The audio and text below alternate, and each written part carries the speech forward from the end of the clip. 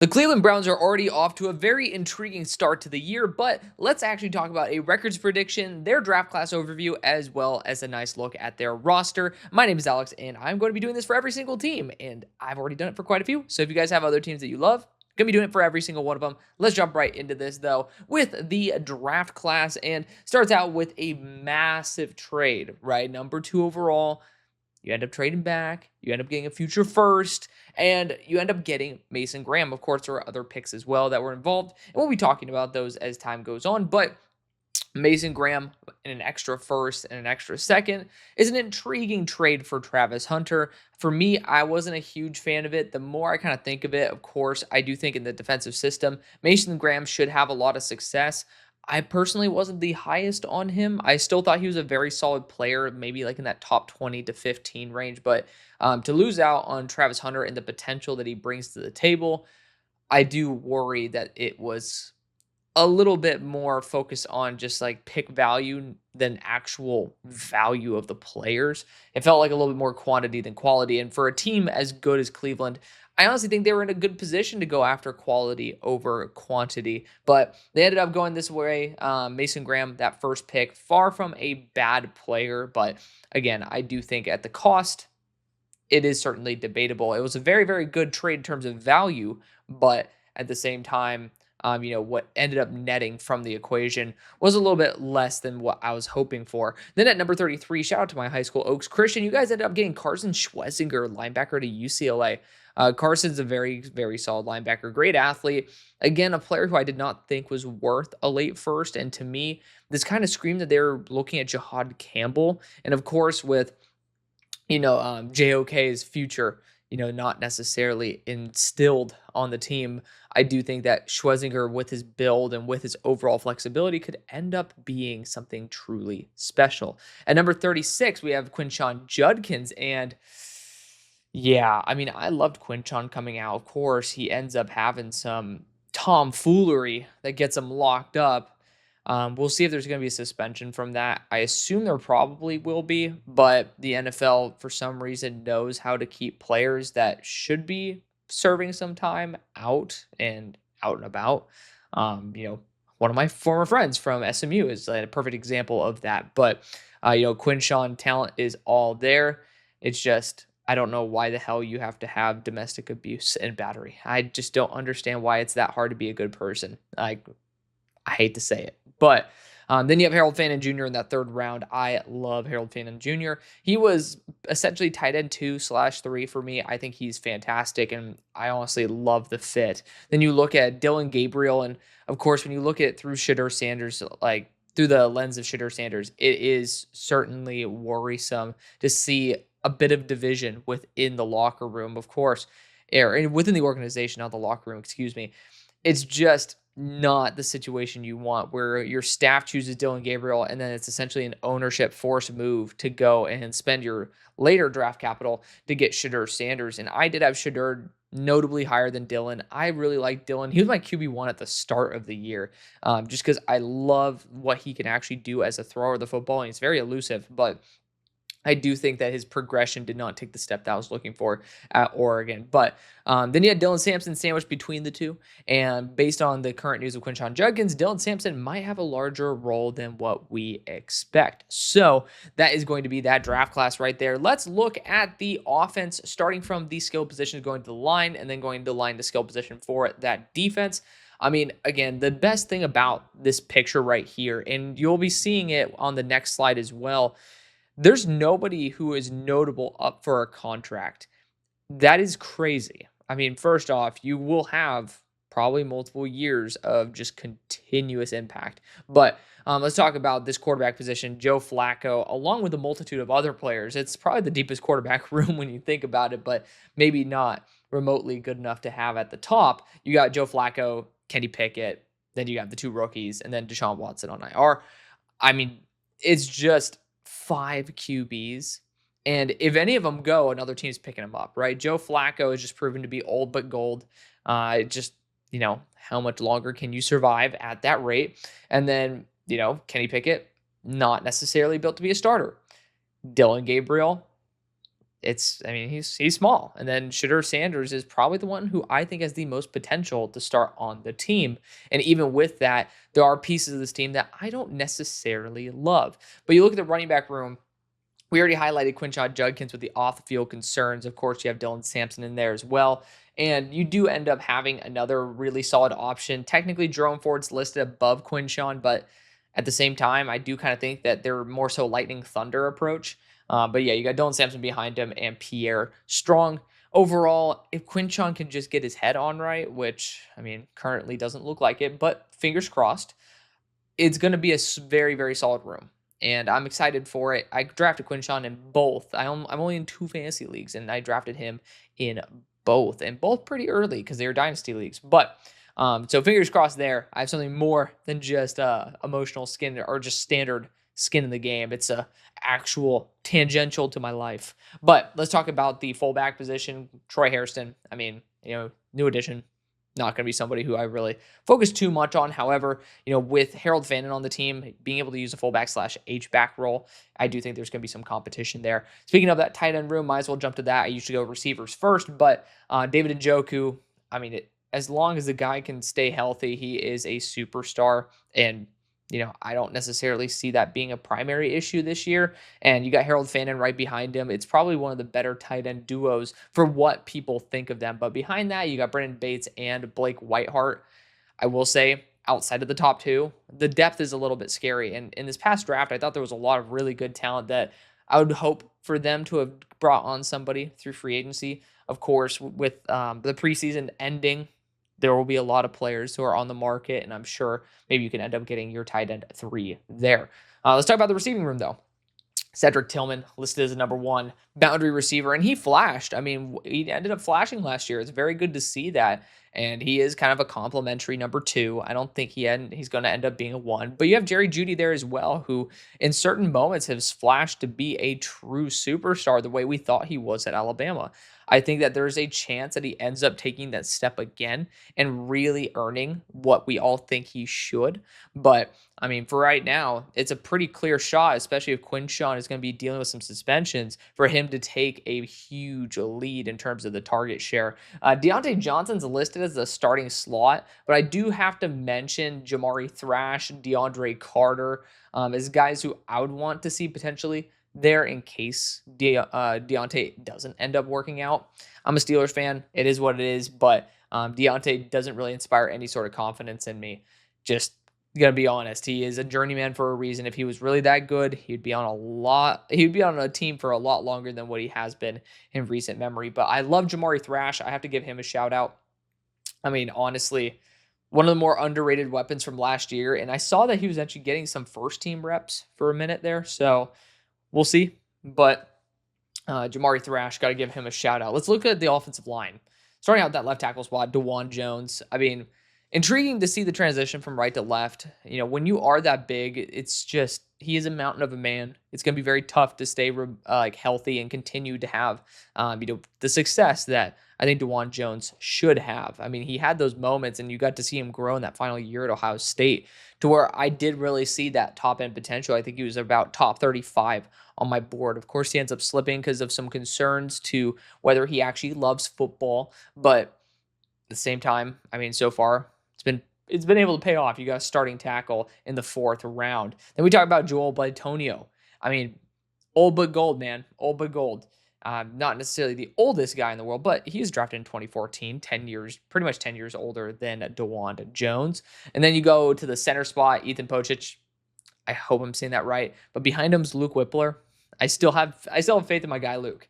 I mean, that's somebody who I still really, really like. I did not mention him in the notable backups, but it's still worth mentioning. And then you also have we'll talk about the backups in just a second because the interior, it actually is probably the best unit in terms of depth. I'm looking at it right now. It is really awesome. But let's finish this off talking about Wyatt Teller. I mean, again, somebody who's had moments of being one of the best at his position. Of course, I don't really think Wyatt's at that tier anymore, but at the same time, I mean, if you have it in you, there are moments where it will show. I also don't think this team has really inspired very much to have those guys need to use the most of their abilities in those moments. Then you got Jack Conklin at that right tackle spot.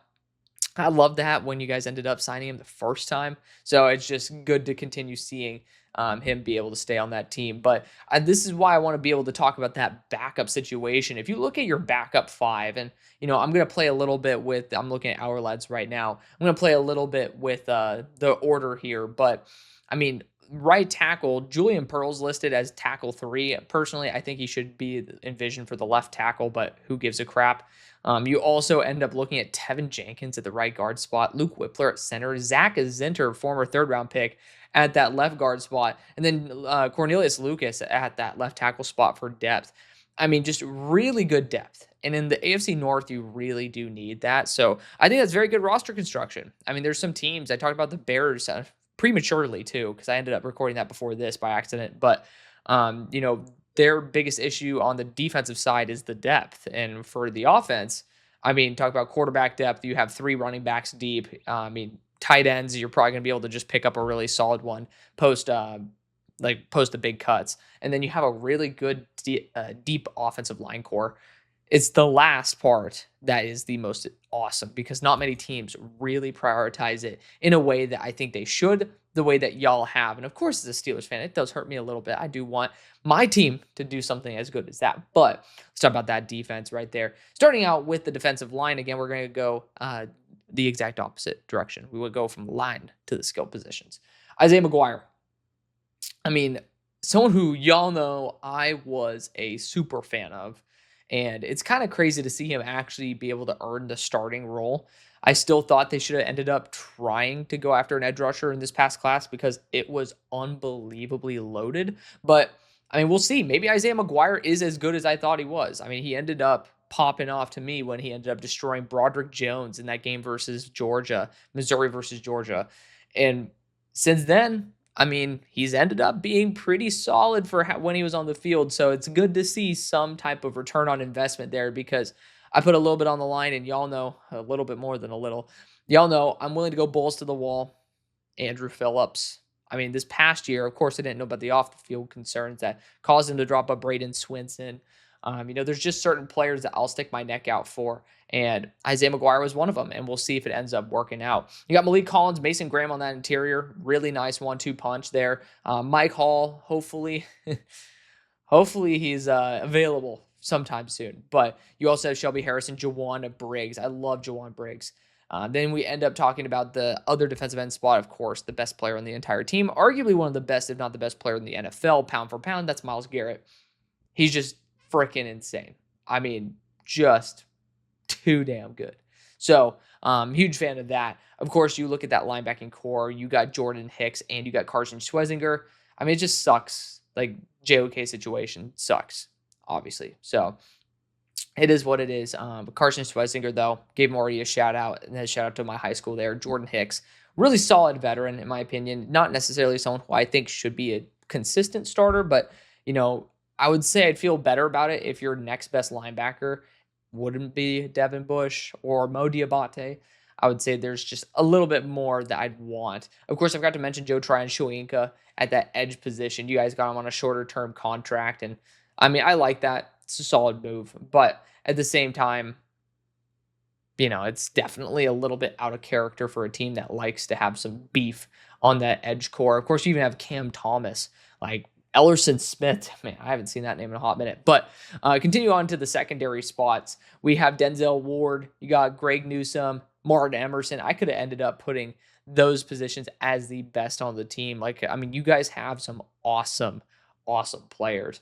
And then, behind them, you got Nick Needham. That's that's a pretty solid backup nickel, in my opinion. He's had some really good moments in the past.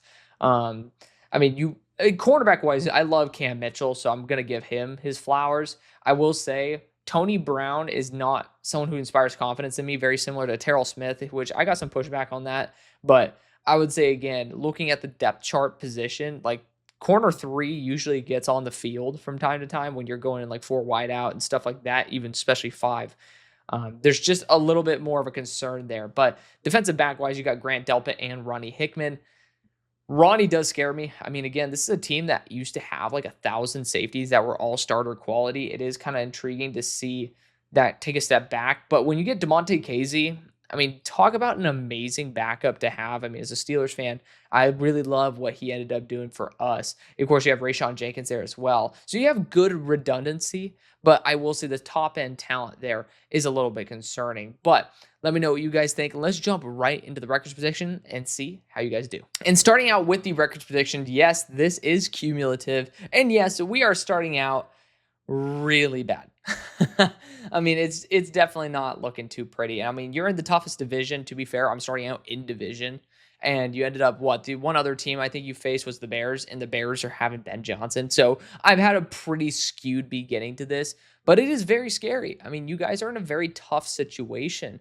And I don't know if you guys are going to get very many wins. I do think you guys are going to be locked in for another top 5 pick when you don't have the quarterback situation right, when there's drama in the running back room. I mean, you guys built your reputation on having Kareem Hunt and Nick Chubb being a 1-2 dynamic super punch in recent years. So it is a little bit concerning because the defense has always been star-studded and the offense got worse. So it's just going to be very tough. You're basically relying on Joe Flacco to carry your team in a way that it's not built to be carried. But the first team you face is the Cincinnati Bengals, and I do think we all know this is just one of the toughest. This is arguably the toughest schedule I've seen. I mean, I'm looking at it right now. It is fucking brutal. But, I mean, we're going to take the Bengals in week 1. Even though, I mean, to be honest, the Bengals do lose early on. And they are a relatively dysfunctional team. But they did invest in the offensive line a little bit. I mean, to be honest, the Bengals always start out cold. That's the thing. I don't know why Joe Burrow, every single year, we're always like, oh, man, Joe Burrow sucks this year. And it's weird. He always starts out ice cold. I'm actually going to give the Cleveland Browns a sneaky win in week 1. And to be fair, the one time the Jaguars won only one game, they won the first one. So I got to give credit where credit's due or maybe not due. I will say that's going to be a week 1 upset. Week 1 is always a little bit crazy. Week number 2, yeah, you're going to see Baltimore. Hate to say it. They're too much of a juggernaut, and you're facing them at home. Not going to be easy. And then you face the Packers team on a mini bye. This is why I'm saying this is one of the hardest schedules that I've seen. The Packers are a legitimate Super Bowl level team outside of their corner situation. And I'm not necessarily overly confident in your wide receiver core comparatively to the NFL, to where I feel like this would be like a move that would end up like I don't know if this is really a game that I would give tip in your favor, at least. And especially coming off that mini bye. I do think the Packers, they also start out pretty red hot too. Then you go and face the Lions at home. I mean, it's just such a horrible situation. I mean, I'm giving you guys like one of the worst upsets I probably ever tipped a cap to, which is a Super Bowl caliber team when red hot. And yeah, I mean, you guys easily could end up going like 0-6 to start out the year. The Lions are another team that, even though they're having some internal coaching changes, right? Ben Johnson was a big part of that offense. I still think they could end up having 80% of the success early on. I mean, of course, still the head coach and Dan Campbell is still there. So there's still going to be that leadership, and the talent is good. Hutchinson's back. It's just, there's certain points where it's almost an insurmountable threat. Now, in week number 5, this is going to be an intriguing one. I've been a little bit more against the Vikings as of late, and I do think they're one of those teams that could be beat. But you are going to London. That is going to be an intriguing game because you can't have home field advantage. I am going to tip the cap towards the Vikings because that defense is nasty. I just don't think with the quarterback play, especially if there is like maybe a 3 to 6 game suspension to Judkins, that the running back room, even with the 3 game, right, you'd be like, oh, well, I mean, it's week 5. It's going to be Quinchon's second game. He's going up against Flores. It's just going to be super tough. I mean, Dallas Turner, going into year 2, they have a really solid roster, and it depends on J.J. McCarthy, but you think they have Aaron Jones, right? That is a really good redundancy piece. They have Jordan Mason. Like, those are guys that you want to have as redundancy for your quarterback. So I do think that the Vikings especially are one of the better teams for having such a young quarterback. So it is going to be one where I will tip the cap there. And the Steelers at home coming off a bye, I don't think y'all can complain about that. But one team I think is going to be contending with y'all for one of the bottom spots is the Dolphins. I'm not going to give them any luck. I'm not sugarcoating that. They are not a good team. I hope I eat my words because I like Miami.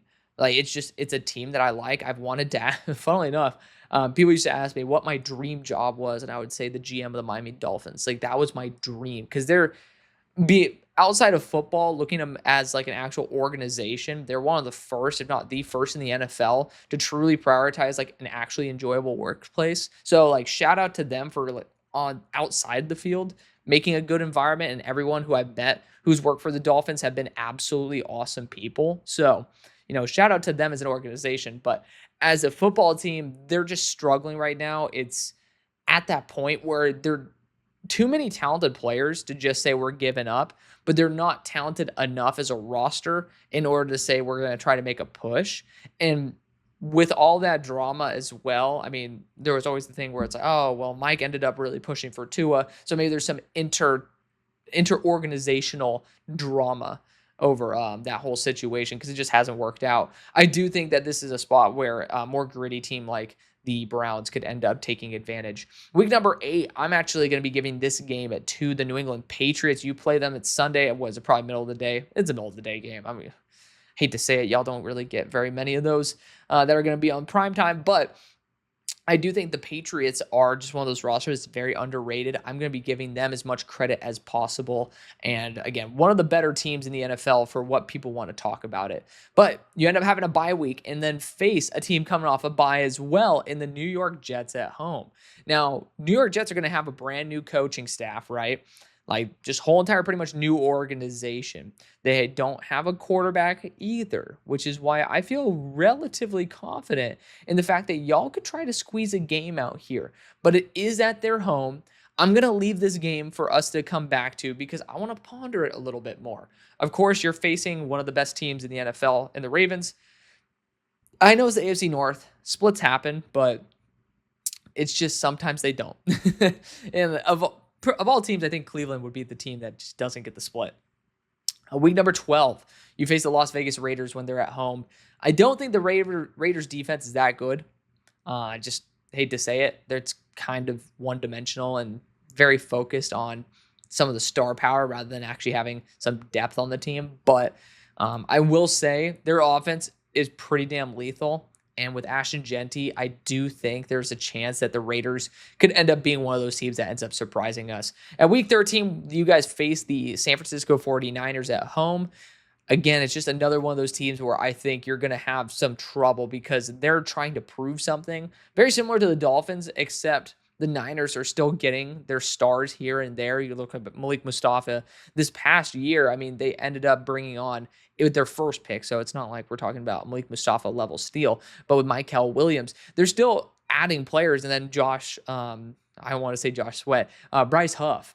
Like you're just adding weaponries that make sense. They make sense. And so I do think they're in a little bit better of an organizational outlook than the Dolphins are at the moment. And funnily enough, I do think Mike McDaniel will end up coming back as an offensive coordinator or some type of passing coordinator for the Niners when all is said and done. That usually is how it goes. They end up recycling their failed head coaching tenured guys. But regardless, week 14, you end up facing the Tennessee Titans at home, and Cam Ward, I don't really think, even though he played in Washington State, so he has played in some brutal weather, I still think that, professionally with the defense that y'all have, it's going to be a little bit of a learning moment. I love the Titans. Again, surprisingly, I've grown to like the Titans. They've become my new version of the Dolphins in terms of just a team I just have grown a huge affinity for. Granted, I love Warren Moon, and then going back all the way to the Oilers, how can you forget about that? But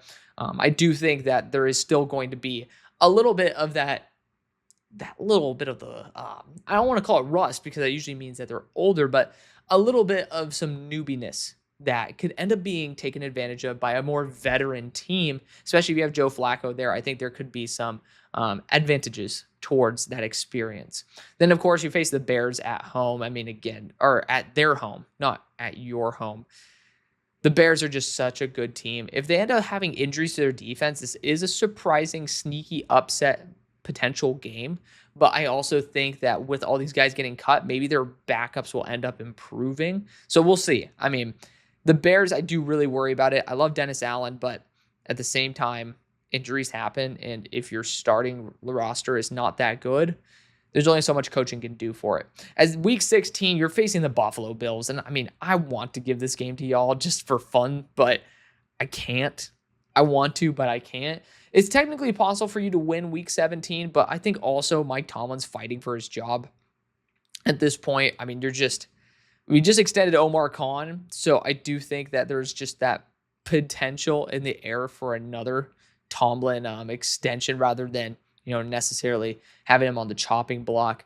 Again, that's a game where you can end up tossing it up. We still have week number 10 to go back to, but then at week 18 you face the Bengals, and I do think the Bengals are going to be full throttle. They're at home, and they always pick up energy towards the end of the season. It's every season. I don't know why people don't kind of pick up on that, but they always have a slow start and a hot finish. And then let's go back to week number 10. Let's see where we're at right now. 3-13. And again, I mean, there's certainly a chance for an upset here, an upset there. You could end up beating the Raiders. I mean, maybe the Niners just don't operate well in the cold this year again. Because I'm just gonna go all the way back to the last time they were trying to make a push for this, or a legitimate push for the Super Bowl and faced a team in the ice cold, and that was Green Bay Packers. Ended up working out, but it just wasn't pretty. How about that?